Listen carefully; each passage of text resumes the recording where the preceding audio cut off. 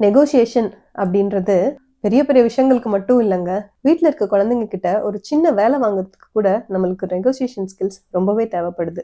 Negotiation அப்படின்ற வார்த்தையை கேட்டால் உங்களில் எத்தனை பேருக்கு அது ரொம்ப கஷ்டமான விஷயமாச்சே, நம்ம இன்னும் அதை நல்லா செய்யணும் அப்படிங்கிற எண்ணம் வருது? நீங்கள் அதை ஏற்கனவே ரொம்ப சிறப்பாக செய்கிறீங்க அப்படின்னா வாழ்த்துக்கள். ஆனால் என்ன மாதிரி நெகோசியேஷன் ரொம்ப சிறப்பாக செய்ய முடியாதவங்களுக்காக அதை பற்றிய ரொம்ப முக்கியமான விஷயங்கள் அடங்கிய ஒரு புத்தகத்தை பற்றி நான் இன்னைக்கு பேச வந்திருக்கேன். இன்னைக்கு நம்ம பார்க்கக்கூடிய புக்கோட பேர் நெவர் ஸ்பிளிட் த டிஃபரன்ஸ். நீங்கள் எப்படியாப்பட்டவராக இருந்தாலும் இந்த புத்தகத்தில் இருக்கிற பாடங்கள் உங்களுக்கு ரொம்ப உதவியாக இருக்கும். நான் படிக்கிற புத்தகங்களில் இருக்கிற முக்கியமான விஷயங்களை உங்களுக்கு கொண்டு வந்து சேர்க்கறதுக்காக வீடியோஸ் போடுறேன். உங்களுக்கு இந்த மாதிரி கண்டென்ட் பிடிக்கும்னா என்னோட சேனலை சப்ஸ்கிரைப் பண்ணிக்கோங்க.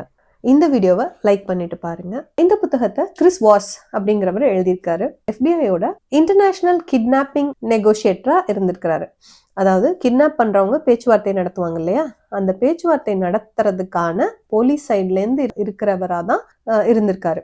அவரோட ரோல்ல அவர் பேசக்கூடிய ஒவ்வொரு போனும் வாழ்வா சாவா அப்படின்னு நிர்ணயிக்கக்கூடிய ஒரு விஷயமா தான் இருந்தது. அவர் ஒரு ரகசியம் சொல்றாரு. என்னன்னா, கிட்னாப்பர் கிட்ட அவங்க பேசும்போது எப்படியாப்பட்ட எமோஷனல் டாக்டிக்ஸ் யூஸ் பண்ணுறாங்களோ அதே தான் நம்ம வாழ்க்கையோட டே டு டே லைஃப்பில் நம்ம வாங்கக்கூடிய ஒரு பொருள்லையோ, நம்ம செய்கிற வேலையிலையோ, இல்லை வேலை வாங்கும்போது ஆஃபர் நெகோசியேஷன்லேயோ, ஒரு பிஸ்னஸ் டீல்லையோ எல்லாத்துக்குமே அதே நெகோசியேஷன் டெக்னிக்ஸ் தான் யூஸ் ஆகுது அப்படின்னு சொல்கிறாரு.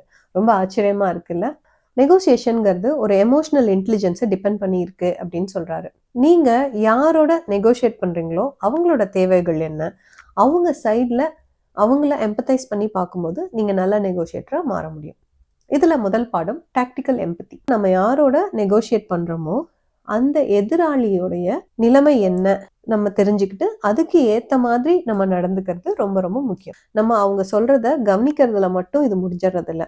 அவங்க சொல்றத கவனிக்கும் போது அவங்க எந்த எமோஷன்ல அந்த வார்த்தையை சொல்றாங்க அப்படிங்கிறத நம்ம புரிஞ்சுக்கிட்டு நம்ம அவங்க நிலைமையில இருந்தா நமக்கு என்னென்ன தேவைப்படும் அப்படின்னு யோசிச்சோம்னா நமக்கு அவங்களுடைய தேவைகளோட லிஸ்ட் நமக்கு கிடைச்சிடும். அவங்களோட பயங்கள் என்ன, அவங்க கிட்ட இருக்கிற மோட்டிவேஷன் என்ன அப்படின்னு தெரியணும்.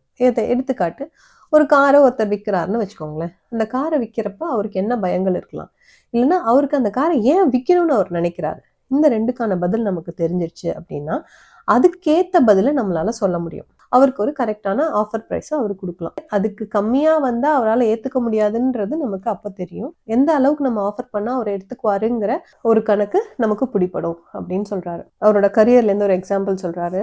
நியூயார்க்ல ஒரு அபார்ட்மெண்ட்ல ஒரு குழந்தைய 3 பேர் பிடிச்சி வச்சிருக்காங்க. அவங்க கிட்ட பேசும்போது உடைச்சிட்டு போய் அவங்கள பிடிக்கக்கூடிய கெப்பாசிட்டி இவருக்கு இருந்தது. இருந்தாலும் கதவு கிட்ட நின்று அவங்க கிட்ட நெகோசியேட் பண்ணாரு. நாங்க இந்த அபார்ட்மெண்ட்டை சுத்தி வளைச்சிட்டோம், உங்களால இந்த இடத்துல இருந்து தப்பிக்க முடியாது அப்படின்னு சொல்றாரு. அவங்களோட பயத்தையும் இவர் உணர்றாரு. உள்ள இருக்கிற பிணை கைதிகளை அவங்க எந்த தீங்கும் செஞ்சிடக்கூடாது அப்படிங்கிறதுக்காக நீங்க வெளியில வரும்போது உங்களுக்கான அதிகபட்ச தண்டனை கிடைக்காம நான் பாத்துக்கிறேன் அப்படின்னு அவங்களுக்கு ஒரு நம்பிக்கை ஊட்டும் விதமாக பேசும்போது அவங்களுக்கு இவர் மேல நம்பிக்கை இருக்கிறதன் காரணமாக உள்ள இருக்கிற பிணை கைதிகளை எதுவுமே செய்யாம அவங்க வெளியில வந்துட்டாங்க அப்படின்னு சொன்னாங்க. எப்பவுமே ஒரு பெரிய பிரச்சனையில இருந்து விடுபடுறதுக்கு எதிராளியோட எண்ணங்களையும் அவங்களோட ஃபீலிங்ஸையும் நம்ம புரிஞ்சுக்கிட்டு செயல்படுறது ரொம்ப முக்கியம். அடுத்ததா அவர் சொல்றது மிரரிங் அண்ட் லேபிளிங். நம்ம ஒருத்தரோட நெகோசியேட் பண்ணும்போது எதிரில் இருக்கிறவர் சொல்ற வார்த்தைகளை நம்ம திரும்பி சொன்னோம் அப்படின்னா அவருக்கு தான் சொல்றத நம்ம கவனிக்கிறோன்ற எண்ணம் வருது. அவர் இன்னும் கொஞ்சம் அதிகமா ஷேர் பண்ணணும்னு ஆசைப்படுவாரு. இது கரெக்டான டீலான்னு நான் யோசிக்கிறேன் அப்படின்னு அவர் சொன்னார்னா நம்ம அப்படிலாம் இல்லைங்க இது ரொம்ப கரெக்டான டீல் அப்படின்னு சொல்லக்கூடாது. நம்ம இது கரெக்டான டீலான்னு உங்களுக்கு புரியலன்னு நினைக்கிறீங்களா, நான் ஏன் இதை கரெக்டான டீலா இருக்கும்னு நினைக்கிறேன்னா அப்படின்னு உங்களோட பாயிண்ட்ஸை எடுத்து வைங்க. அவங்க என்ன ஃபீல் பண்றாங்கன்ற எமோஷனை நம்ம நேம் பண்ண முடிஞ்சுது அப்படின்னா நம்ம அவங்கள புரிஞ்சுக்கிறோம் அப்படிங்கிற நம்பிக்கை அவங்களுக்கு கிடைக்குது. அதனால அவங்க இன்னும் கொஞ்சம் எக்ஸ்பிளைன் பண்றதுக்கு ஆரம்பிப்பாங்க. அவரோட கரியர்ல ஒரு பேங்க் ராபரி நடந்தது. அது ஒரு பிணை கைதிகளை வச்சு விளையாடுற ஒரு விளையாட்டா மாறிடுச்சு. அதனால அவர் இந்த 2 விஷயங்கள் தான் ஃபாலோ பண்ணாரு. ராபரி செஞ்சவங்க பேசின வார்த்தைகளை திரும்பி பேசினாரு. 2வது அவங்களுக்கு எந்த மாதிரியான எமோஷன்ஸ் இருந்தோ அதை நேம் பண்ணாரு. அவங்க சொன்ன வார்த்தைகளை திருப்பி சொல்லிட்டு ஒரு சின்ன இடைவெளி கொடுத்தாரு. அது அவங்கள நல்லா யோசிக்க வச்சுது. அவங்கள இன்னும் அதிகமான இன்ஃபர்மேஷனை கொடுக்க வச்சுது. எதிராக இருக்கிறவங்கள பேசுறதுக்கு நம்ம மோட்டிவேட் பண்ணணும். அப்பதான் அவங்க கிட்ட இருந்து நம்ம நிறைய விஷயங்களை தெரிஞ்சுக்க முடியும். அடுத்தது மாஸ்டரிங் நோ. அதாவது நீங்க யாரோட நெகோஷியேட் பண்றீங்களோ அவங்கள நோ சொல்ல வைங்க அப்படின்னு சொல்றாரு. யூசுவலா எல்லாரும் என்ன சொல்லுவாங்கன்னா, எஸ் சொல்ல வைங்க அப்படின்னு சொல்லுவாங்க. ஆனா இவர் வந்து நோ சொல்ல வைங்கன்னு சொல்றாரு. எப்படின்னு பார்ப்போமா? அவங்க நோன்னு சொன்னதுக்கப்புறம் நெகோஷியேட் பண்றதுக்கு வில்லிங்கா இருப்பாங்க அப்படின்னு சொல்றாரு. அப்போ எந்த மாதிரியான கேள்விகள் கேட்கலாம் அப்படின்னா, ஒரு கால் பண்றோம்னு வச்சுக்கோங்களேன். கால் பண்ண என்ன கேட்போம்? Is it good time to talk? நல்ல நேரமா இப்போ பேசுறதுக்கு நீங்க ஃப்ரீயா இருக்கீங்களான்னு கேட்போம் இல்லையா? அந்த மாதிரி கேட்காம, இது நல்ல நேரம் இல்லைங்களா உங்களுக்கு பேசுறதுக்கு அப்படின்னு நம்ம கேட்டோம்னா அவங்க நோன்னு சொல்லி ஆரம்பிப்பாங்க. அந்த மாதிரி நம்ம சொல்லும்போது அவங்க ரியல் கான்வர்சேஷனுக்கு தயாரா இருப்பாங்க அப்படின்னு சொல்றாரு. அடுத்தது ஓப்பன் எண்டட் கொஸ்டின். எப்படி, ஏன் அப்படின்ற கேள்விகள் ரொம்ப ரொம்ப முக்கியம் அப்படின்னு சொல்றாரு. எப்பவுமே ஓப்பன் எண்டட் கொஸ்டின்ஸை நம்ம வைக்கணும். அவங்க நிறைய விஷயங்களை நமக்கு பதிலாக கொடுக்க வேண்டி வரும். இதுக்கப்புறம் நெக்ஸ்ட் ஸ்டெப்ஸ் என்னன்னு நினைக்கிறீங்க அப்படின்னு சொல்லலாம். நீங்க இந்த டீல் முடியணும்னா என்ன பண்ணணும்னு நினைக்கிறீங்க? இந்த விஷயத்துல வேற என்னென்ன நான் தெரிஞ்சுக்கணும்னு நீங்க நினைக்கிறீங்க? வேற ஏதாவது நீங்க சொல்ல விரும்புறீங்களா? இந்த மாதிரி கேள்விகள் கேட்கும்போது இந்த கேள்விக்கான பதில் சொல்லும் போது அவங்க பல விஷயங்களை நமக்கு சொல்ல வேண்டிய கட்டாயத்துக்கு உள்ளாகுறாங்க. அடுத்தது த பிளாக் ஸ்வான். பிளாக் ஸ்வான்ஸ் அப்படின்னு அவர் எதை மீன் பண்றாருன்னா, அவங்க கிட்ட இருக்கிற சின்ன சின்ன டீட்டெயில் நம்ம உன்னிச்சு கவனிச்சோம்னா நமக்கு ஒரு க்ளூவா கிடைக்கும் அப்படின்னு சொல்றாரு. அந்த க்ளூங்கிறது அவங்க கிட்ட நம்ம நெகோஷியேட் பண்றதுக்கான மிகப்பெரிய ஃபேக்டரா இருக்கும் அப்படின்னு சொல்றாரு. நம்ம வீடு வாங்கும்போது பணத்துக்கு மட்டுமே நம்ம நெகோஷியேட் பண்ண முடியும்னு அப்படின்னு அவசியம் இல்லை. ஃபார் எக்ஸாம்பிள், ஒருத்தங்க பணம் கம்மியா கிடைச்சாலும் அந்த வீட்டை சீக்கிரமா முடிச்சு சீக்கிரமா அந்த பணம் வந்துட்டா போதும் அப்படின்னு நினைக்கிறவங்க இருப்பாங்க. சில பேர் எவ்வளோ நேரம் எடுத்தாலும் பரவாயில்ல, யார் அதிகமான பணம் கொடுத்து வாங்குறாங்களோ அவங்க கிட்ட விற்கலாம் அப்படின்னு நினைப்பாங்க. சில பேர் இன்னைக்கே வித்து முடிச்சுட்டு நம்ம அடுத்த வேலையை பார்க்கணும்னு நினைப்பாங்க. அந்த மாதிரி எதிராளிக்கு என்ன தேவையோ அதை கொடுத்து நெகோஷியேட் பண்ண சொல்றாரு.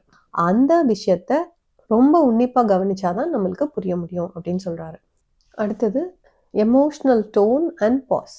நீங்க எந்த மாதிரி பேசுறீங்க, உங்களோட வாய்ஸோட டோன் என்ன, அதே மாதிரி நீங்க கொடுக்கக்கூடிய இடைவேளை பாஸ் அப்படிங்கிறது ரொம்ப ரொம்ப முக்கியம். உங்களோட வாய்ஸுங்கிறது உண்மையாவே ஒரு பெரிய சீக்ரெட் வெப்பன் தான் இந்த மாதிரி நெகோசியேஷன் டைம்ஸ்ல. இரவுகள்ல வந்து கேட்குற எஃப்எம்ல அவங்க பேசுற அந்த டிஜேவோட வாய்ஸ் கேட்டிருக்கீங்களா? ரொம்ப இதமா பேசுவாங்க. நீங்க, நான் மற்றும் ராஜா சார் அப்படின்னு ஒருத்தர் சொல்லுவார் இல்லையா? அந்த மாதிரி ரொம்ப பொறுமையா பயங்கர ப்ரெஷரைஸ்ட் சுச்சுவேஷன்லையும் உங்க வாய்ஸ்ல அந்த டென்ஷன் இல்லாம பேசும்போது தான் உங்களால தெளிவான நெகோசியேஷனை பண்ண முடியும். நீங்க சரியான அளவுல இடைவேளை கொடுத்தீங்க அப்படின்னா எதிராக இருக்கிறவங்க அந்த இடைவெளியை வந்து அன்கம்ஃபர்டபுளா ஃபீல் பண்ணி நிறைய இன்ஃபர்மேஷன் வச்சு ஃபில் பண்ண ட்ரை பண்ணுவாங்க. அது நமக்கு ரொம்ப உதவிகரமா இருக்கலாம். அதே மாதிரி எப்பவுமே எதிராக இருக்கிறவங்கள நம்ம த்ரெட்டன் பண்ணக்கூடாது. அதே மாதிரி நம்ம கிட்ட ஒரு அத்தாரிட்டி இருக்குன்னா அதை யூஸ் பண்ணவே கூடாது. இப்போ நம்ம ஒரு நெகோசியேஷனுக்காக போறோம் அப்படின்னா நம்மளோட எமோஷன்ஸ் முன்னாடி வரக்கூடாது. நம்ம எந்த மாதிரியான ஆஃபரை கொடுத்தா எதிராளிக்கு ரொம்ப விருப்பமான ஆஃபரா இருக்கும் அப்படிங்கிறது எல்லாமே நம்ம தெரிஞ்சுக்கணும். ஸோ நெகோசியேஷன் அப்படிங்கிறது நம்ம மட்டுமே ஜெயிக்கக்கூடிய ஒரு விஷயம் இல்லை. உண்மையான நல்ல நெகோஷியேட்டர் அப்படிங்கிறவங்க தனக்கும் தனக்கு எதிரில் இருக்கிறவங்களுக்கும் 2 பேருக்கும் சேர்ந்து சிறப்பான விஷயம் என்னவோ, சிறப்பான அவுட்கம் என்னவோ அதை கொண்டு வர்றது தான் உண்மையான நெகோசியேட்டருக்கு அழகு. இந்த விஷயங்களை உங்க லைஃப்ல அப்ளை பண்ணி நீங்க ஒரு நல்ல நெகோசியேட்டரா மாறுங்க. உங்களுக்கும் நீங்க நெகோசியேட் பண்றவருக்கும் மிகச்சிறந்த விஷயங்கள் கிடைக்க வாழ்த்துக்கள். உங்களுக்கு இந்த புத்தகம் பிடிச்சிருக்கா அப்படின்னு கமெண்ட்ல சொல்லுங்க. நீங்க எந்த மாதிரியான நெகோசியேஷன் டெக்னிக்ஸ் யூஸ் பண்ண போறீங்க அப்படின்னு சொல்லுங்க. எனக்கு சப்ஸ்கிரைப் பண்ணி சப்போர்ட் பண்ணுங்க. நம்ம மீண்டும் சந்திப்போம்.